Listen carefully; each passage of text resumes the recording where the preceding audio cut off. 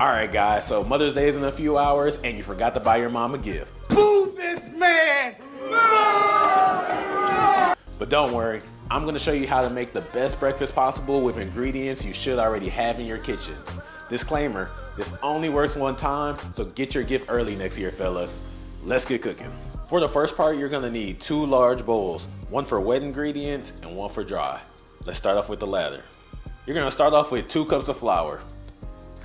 And if you don't already have this in your kitchen, just go ahead and abort the mission. Take her out to Denny's or something. Next, we're gonna add 1 teaspoon each of baking soda and baking powder.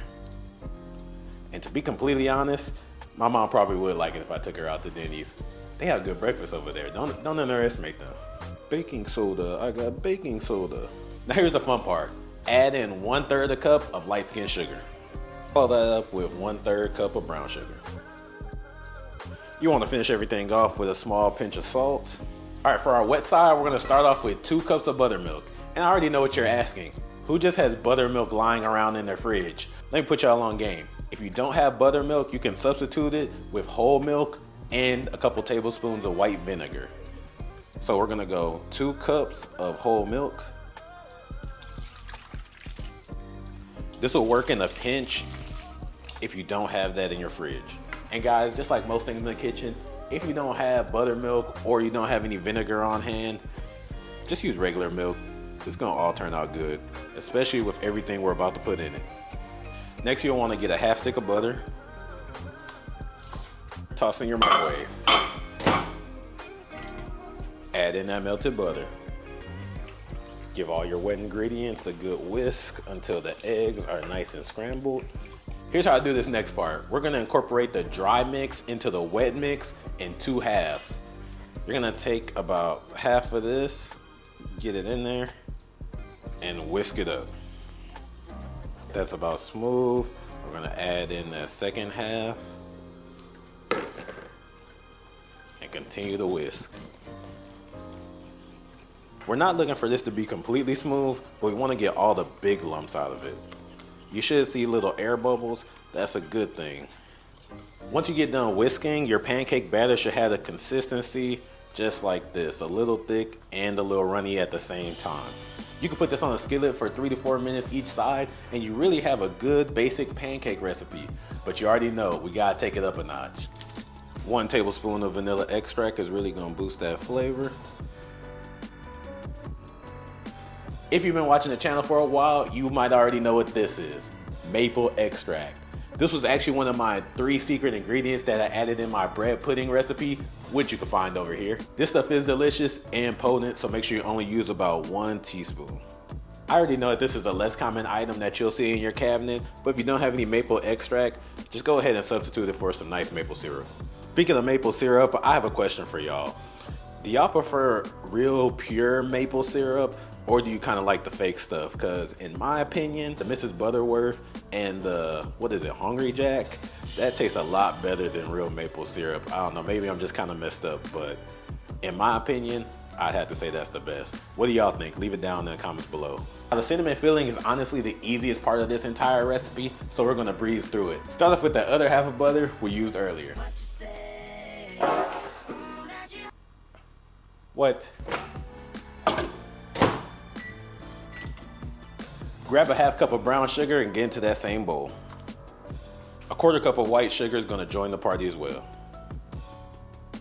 2 teaspoons of ground cinnamon is gonna complete this part. One more step, guys, add it into a squeeze bottle if you have it ready. All right, guys, before we get to this next part of the video, I just want to stop and say thank you to you all who have been supporting the channel. We're almost to 100 subscribers, so if you like these videos and want to see more like them in the future, please don't forget to hit that subscribe button below. Now let's go ahead and finish up with this cream cheese icing before we run out. Oh, I'm not wearing the watch today. Embarrassing! To start off, get a medium-sized saucepan, get it over some medium-low heat. Then you're gonna add in a whole stick of butter. Let that gently melt for a few minutes. You don't want it to separate completely. 4 ounces of cream cheese. Let that go ahead and melt too. After this, go in with another teaspoon of vanilla extract. Maybe a little bit more than a teaspoon, but it's all good. If your kitchen wasn't already messy enough, it's about to be. Now this may be a long shot for some of you all, but I hope you have a little bit left. You're gonna need 2 cups of confectioner's sugar, aka powdered sugar, to go in there. Let's see how much is gonna end up in the pot, and let's see how much is gonna end up on the floor. All right, in goes 1. Oh Lord. FYI, I take no responsibility for your kitchen looking like a Breaking Bad scene or a Snowfall clip after this. Here goes that second one. And by now you should be okay to cut the heat. And here's the moment we've all been waiting on. Get a medium-sized skillet over a medium-sized heat with a medium-sized drop of butter in there. Now measuring each pancake isn't essential, but it will give them a more uniform look, and you'll look really cool doing it. She'll think you're a professional. I have a little bit under 1/2 a cup here. This part can go a little bit fast, so you want to have your cinnamon sugar waiting around for you. And go ahead and make that swirl. I know some people say that you should flip it once you start to see bubbles on top, but in my opinion, that leads to it being a little bit overcooked. So go ahead, check underneath. If it goes through cleanly, that means it's time to flip. However, if you get a little bit of that mush back on your spatula, go ahead and leave it for another minute. Here's how they've been turning out so far, looking pretty good. Man, this really brings me back to the good old time, guys. I mean, up north, there were many months where we had to shovel snow, and I could just remember, can't wait to get back inside to go taste my mom's cooking. She would often make us pancakes, waffles, sometimes French toast if she had the time to do so, but everything really turned out great. She took great care of me, you all, and I hope you have a good relationship with your mom. Just make sure to cherish them on this day. Make it special for them, okay? Whether that be making them some homemade food or taking them out to eat. Just make sure you do something with your mom today, you all.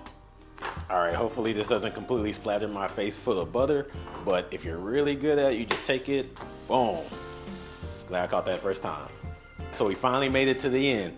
These things are looking a lot better than I thought they were, to be completely honest. And so we have the cinnamon swirl already in there, but let's go ahead and add a little bit more.